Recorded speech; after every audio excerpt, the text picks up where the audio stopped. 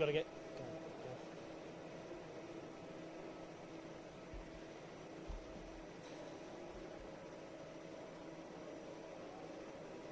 Hello and welcome to the Engineering Technology Group. We are live here on Instagram and LinkedIn. Paul? And YouTube. And YouTube. The first machine here is the Quasar machine. We're going to look at several machines today here from ETG, but good place to start here with the Quasar. Yeah, the Quasar is one of their real popular sellers. I mean, it's a very solid machine. Machining centre that you see here, 3-axis machine. Important to point out, actually, we actually got a proper live event happening on the 30th of June here at ETG, where ETG and Bloom and ourselves are having a collaboration where we're going to be looking at, well, it's actually called probing questions. We're going to be talking about all aspects of in-process probing, which I know Joe knows a lot about. But coming back to your point, Joe, yeah, this is Quasar machine, 3-axis machining centre. The good thing about the Quasar machines is they do come with the option to have bigger tool changes. These are some of the things that always stand out to me. Some customers have small VMCs, but with, you know, maybe 40 or 60 tools, which is an option with the Quasar, which is quite popular. This actually has a Euroa system interface, it's not interfaced at the moment, but a Euroa system with it for, well, you've got a pallet system, basically. You can keep the machine running unmanned. It's a big part of ETG service these days. It is. It's not something we see a lot of on a 3-axis machine, is it? 5-axis machines, 5-sided machine, and we often see automation now, but not so much on 3-axis. Why do you think that is? I don't know. You need to. I mean, I know they've sold a lot of these recently with Quasar machines. You just got to keep that spindle going. We always say it, you just got to keep that spindle going. And throughout this tour that we're going to embark on for the next sort of 20 or 30 minutes, stick around, because we're going to be looking at Nakamura's. In fact, there's one just behind us here in action. We're also going to be looking at the Vulcan range. And then Lindsay is going to be interviewing Steve Brown about a Sheeron solution, which has just been sold to a customer, which they're putting a turnkey package together on as well. So that's all coming up in the next 20 minutes or so. Just on this machine, before we go, I'm seeing lots and lots of leads in the field now. Why are they so popular? Is it the ETG factor? Is it the machine, a combination of the two? I think Quasar it stands for quality and service, and I suppose a quality machining centre is one that repeats, is accurate.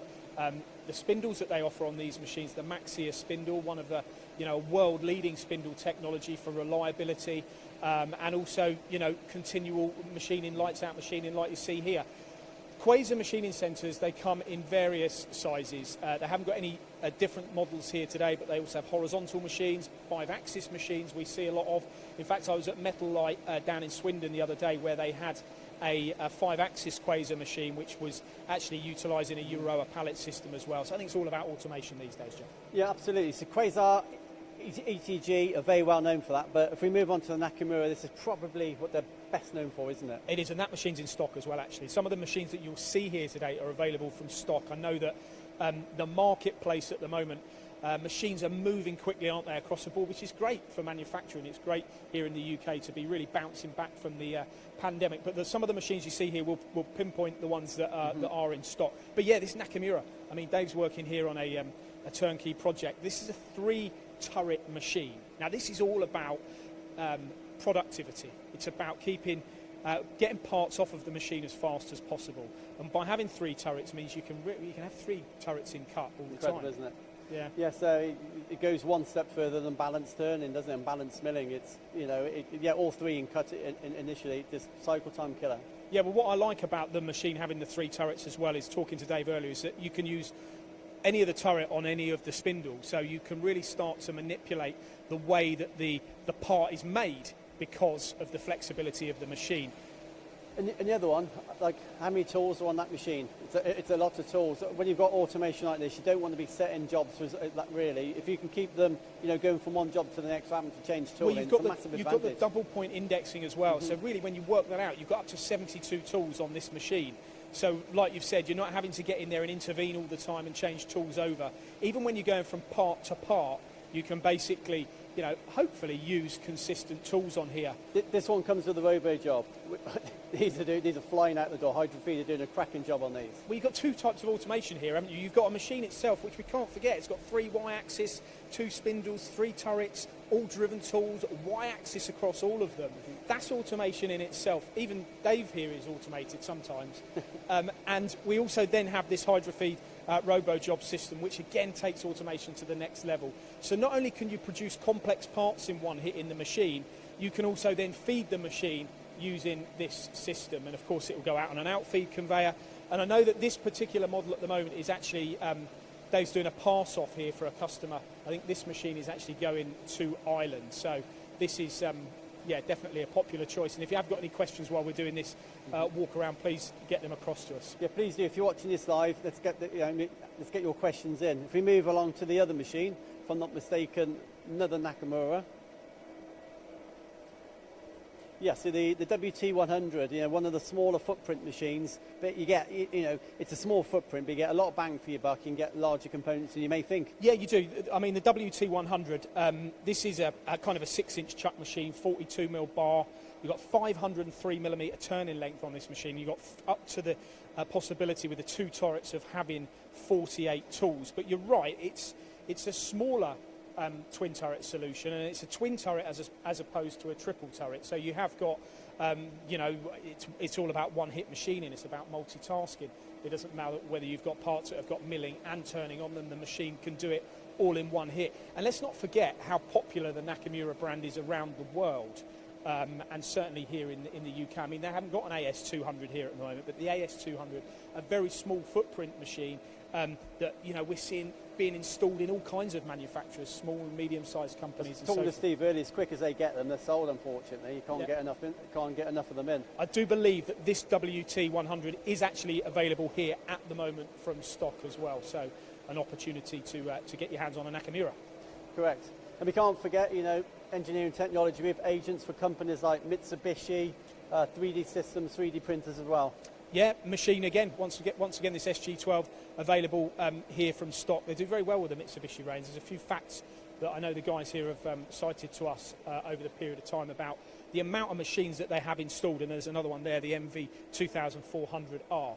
And this is the big brother, if you like. Yeah, I mean, I get more excited about turning and milling than I do about EDM. Maybe that's just me, but obviously it's a discipline that if you can have in your portfolio, it's great. Now, this is the WT300 now, Joe. This is a huge machine. This is the bigger animal of the Nakamura range, a bit like you're the bigger animal of the MTD broadcasting crew. Sure. A big shout out to Riley, Marcel and Matthew who are watching on LinkedIn. Thank you very much for that. Any questions, do ask us on it. Any of the machines you see here today, or anything to do with the engineering technology group and their machines. So one of your favourites, Paul?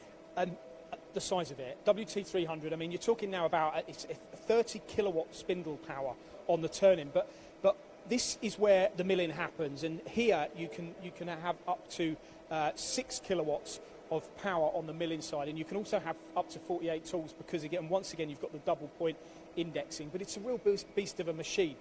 Box guideway construction, direct drive spindles, all about metal removal as quickly as you possibly can. But of course, because it's the 300, it gives you more opportunities to machine bigger components as well. Yeah, one thing I see with Nakamura, not many companies have got one. Do you know what I mean by that? Quite often you'll go and see a Nakamura and you go back and there's several. Yeah. Which I guess that can only be a good thing, can't it? That's a good endorsement in itself. Well, it can, and then you have to take into account, we'll talk about the hardware and what the machines can do, but what about the software? I mean, the NT Smart Control. When it comes to things like programming machines like these, you need assistance, and these controls can do that.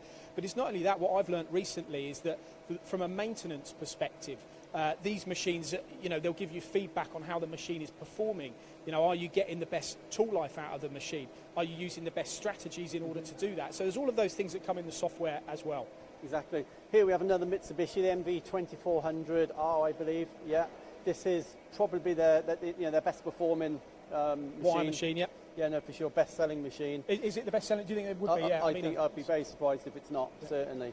And behind us here, this is their one of their best-selling products as well. Have a look at this. We wouldn't mind getting your hands on this, would you, Joe? I'm not a motorbike man, but I must admit that's lovely, isn't it? That is a nice piece of engineering. Unfortunately, that one isn't available from stock and for sale, but this machine is here.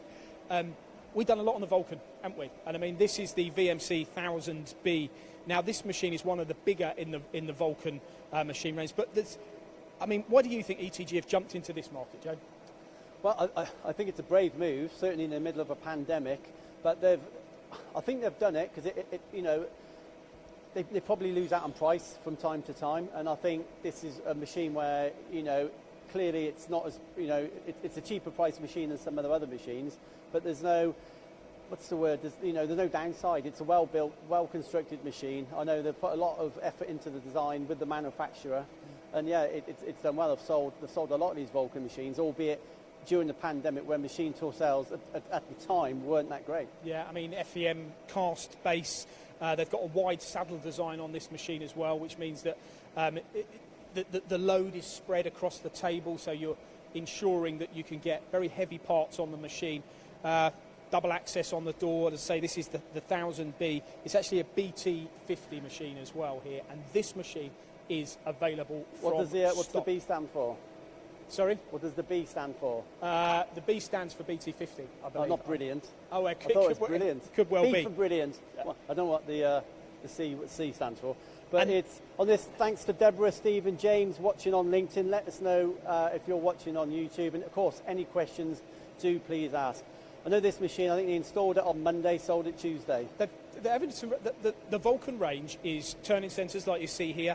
I think this is the kind of a 10 or a 12-inch chuck machine. The VMCs, which we just looked at, they do a smaller one and of course the 1000 and one or two in between. But they also do double column machining sensors as well. So when you look at the machines we've talked about here, we've talked about the Quasar, which we looked at earlier. We've also looked at the Nakamura from the multitask in the mill turn side.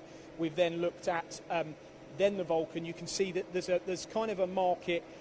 There's a different market and a different approach for each one of the technologies. That's what I was going to ask you. Ask me why you think they brought it to market. Why do you believe? I think that it's for that reason. I think that you, as a machine tool provider, you don't ever want to walk away from an opportunity.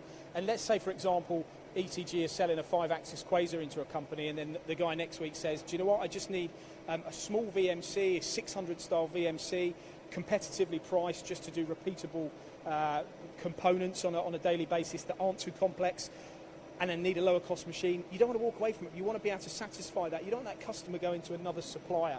So by having the breadth of product portfolio they've got, of which we'll see more of in a minute with the Sheeron when Lindsay's talking to Steve, it really does demonstrate what they can offer to the marketplace. Yeah, and they've sold, what, has it been a year now, the Vulcan, I suppose, or maybe a little bit more, but obviously we've had the pandemic as well, and they've sold dozens of these machines, and interestingly, they're split pretty much 50-50, so whereas you may have thought, you know what, I think they're going to gain share in the turning world or the milling, it's the gaining share across the board, which is encouraging. It is, and with the market, the way the market is going at the moment, with machine consumption going up and people wanting to buy machines, you need to be able to satisfy as many opportunities as you can. So we're now going to head out of the showroom and we're going to head towards the Sheeron machine, where Lindsay's going to be talking to Steve. She's over there now. So this is just one area. They put a lot of effort into developing this showroom, and in fact when we were here earlier today, there's been customers coming through the showroom, and that's really what this is to do, to bring people who are in order to see Paul, this they're having a particularly good time at the moment, as a lot of machine tool builders are in truth, but it's a strong market for them. Yeah, okay, well, let's go through here.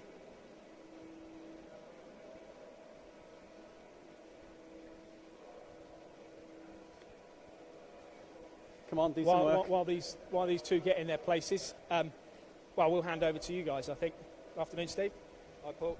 Think you're all right? Yeah, good, thank you. Thank you very much. So my car alarm is currently going off live on the show. So poor Louise has just had to take my keys and turn the car off.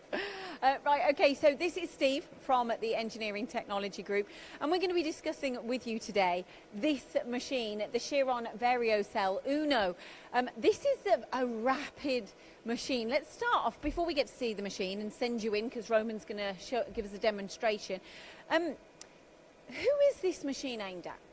So basically this machine is a production orientated machine, so anything from medium to high volume of parts. So in order of 300,000 parts per year, variation of different machines from Sheeron. That's our target market. So I remember from an event when we could actually have an event and lots of us could come to the facility. You had a couple of Sheeron machines and everything was twin pallet and it was all about speed. Is that what these are famed for? Yeah, so it's all designed around the part itself. So what customers ask for and where Sheeron would be put forward is to get that part in and out of the machine as quick as possible. Whether that be with a single machine, whether that be a twin spindle machine, palletised, or robots, the target is for that customer, the classic back to cost per part and tack time is that they want the component in and out of the machine as quick as possible. So that's basically how you sell these machines. It's all down to time. Yes. So you would work with someone. They wouldn't really come to you and talk about. I guess I want to know what the sell is really. Yeah. So you work with them. Yeah. So it's a different sell to that of an entry level product where it's all built on price and can I have a vice included with the machine and everything. Yes. Very rarely do we actually talk about the cost of the machine. It all comes down to the process and the number of parts and the volumes that we can get out of the machine. So, Okay. So, for example, the customer would need to produce X amount of components per year, Yes. X amount of components per month, per week, per day. So I'm going to give an example here. So the customer that has essentially bought this machine are making mid to high volume products. They're making up to 500,000 products a year. Yep.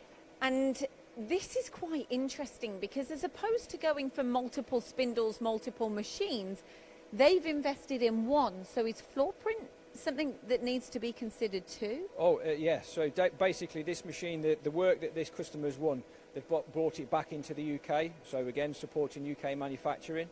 And basically they have a large contract, as you said, for 500,000 parts per year. So the choices that they had in front of them, they could run that through 4, 5, 6 of current machines, or because of the productivity of this twin spindle, twin pallet, Yes. with a robot on, this will have the same capacity. Right, okay, so just a little shout out as well because we're live. So Lydia and Bob, hello, good afternoon, I hope you're well. Right, Steve, can you give our Ian and everyone who's watching a little bit of a tour of the machine? Essentially how it works, because you've got a robot loading system, but it's all integrated, which is quite interesting. It's not kind of added on, it's all part of it. So can you So we have a full solution here. So we've got a 6-axis robot. So basically the capabilities there is we will have raw material coming in from the side. So obviously we're halfway through. Can we go through round there? Yeah, we're halfway through the we're halfway through the turnkey. So what we're going to have here is a vision system that will sit here. The parts will be, the bowl's not here yet, so we'll have the parts loaded into a figure bowl here. They will go through this door where the robot will collect them. Okay, it's a 6x4 metre machine as well. So on the inside here, where the 6-axis robot is, okay, we have our loading. This is our classed as our second pallet. So again, the beauty of it is the machine spindle needs to be constantly turning. So obviously that side we're currently machining. And while we're in process, we will take out the finished parts, put those into a finished tray. We will grab raw billets and put those back into the vices, and then obviously those parts then will carry on. Then when the machine is finished its machining cycle, the pallet will turn around. It's got raw parts in the machining envelope, and the process continues. Right. So as that is a continued process, that is what we're targeted with, is how to get these parts quicker out the door. And you're talking about, this is one of the fastest machines, this is what I've been told, one of the fastest machines in its class with the smallest footprint, essentially. Yes. Yeah. So this particular machine from the Sheeron range is the most compact within its portfolio. So in terms of capacity for smaller work pieces up to 100mm in size, okay, there's nothing on the market that can compete with this in its twin spindle configuration for productivity to get material out. Right, so it's basically productivity, high volumes. That's all that Sheeron is classed for, is constantly targeted at. Exactly, I remember that from the event when it was twin spindle. Just a little hello to Halil on LinkedIn and Dee on YouTube. Thank you for watching. Look, if you have any questions at all, this is what these live events are all about. You writing in, getting those questions in. If you're thinking, actually, I'm quite interested in this machine, what spindle speed is it? Write it in, and then we can quiz Steve. I'm going to ask you that question, spindle speed. Any more specs that you can give us on the machine? Yes, so it's an 18,000 RPM spindle. Also a key point is the distance between the two spindles, because the idea of obviously the machine produces the same part. So it sits up on 400mm centres, and obviously the bigger the machine gets, the bigger the centre is between those two spindles. Full 5-axis machine. We do different configurations. It could be a 3-axis or a 4th-axis trunnion unit. So the configuration with Sheeron is endless. and generally tailored to suit the customer's part. And so you've got that relationship, but you've actually worked with Goering with the tooling here. Is that correct? Yeah. So every element of the machine, every process, with it comes all the way down to the material supplier, because we need a constant supply of near-shape material. The tooling guys, obviously, they're part of the process because of the cycle times that we need to hit. In there, we've got life cycle on the tooling itself. So it's a full process that includes everyone from supplying the material all the way through to our supplying the turnkey. And I know that, am I right in thinking it's 23 seconds they're getting 2 complete parts off this machine? That's correct, yeah. So every 23 seconds it will pallet change and 2 parts are coming out. So that's where the review, their cost per part and their cycle time per part. So we had a target to hit that off this machine. Every part needs to be banging out 2 parts every 23 seconds. Just forgive me for asking this. You know, you've got that as a target. How easy is that to achieve? I know you're working directly with Sheeron. How does all of that work? Because that's a task in itself, and that's why you all collectively get together and kind of bang your heads together. Yeah. So collectively, we would sit with Goering and start to identify on each individual part what an effective cycle time is. Then we work backwards from that. We choose a machine. And then we start optimising the whole process. So it's not very rarely down just to the machine element. It's how we handle the part as well outside of the machine. Okay, I just want another demonstration, but I don't know whether Roman's just had a little wander around the corner. More than likely. I don't know. Yeah. We'll want him to come back again because he's... Roman, if you would not mind, can we have a little demonstration on the machine again just so we can see exactly how fast about this is? Because this machine is all about speed and you can kind of get into the machine. Just a quick question, of course, twin pallet. The robot, is that all controlled separately?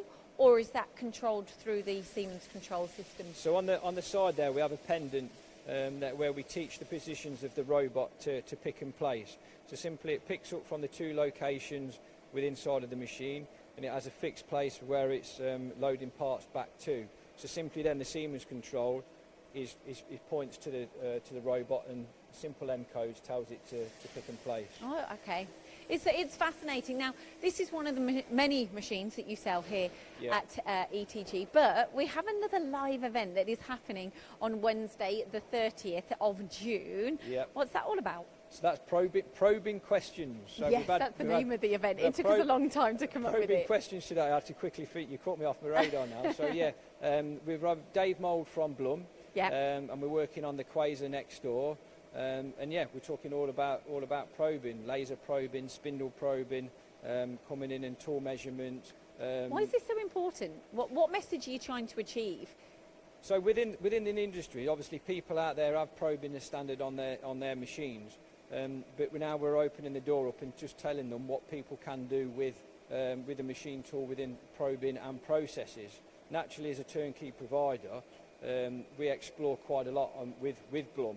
And really it's just opening the mark up and opening people's eyes as to what you can do with spindle and part probes. Because for you, and instantly when we came into the building, it wasn't about, you're not there. Of course, ultimately for ETG, it's about the machines, but it's also about the service that you're providing that is really, really key in your USP, really. Yeah, I mean, because we work with a lot of other providers in terms of automation and everything. So the packages that we deliver, not one is always the same. So be able to offer that customer support afterwards is key.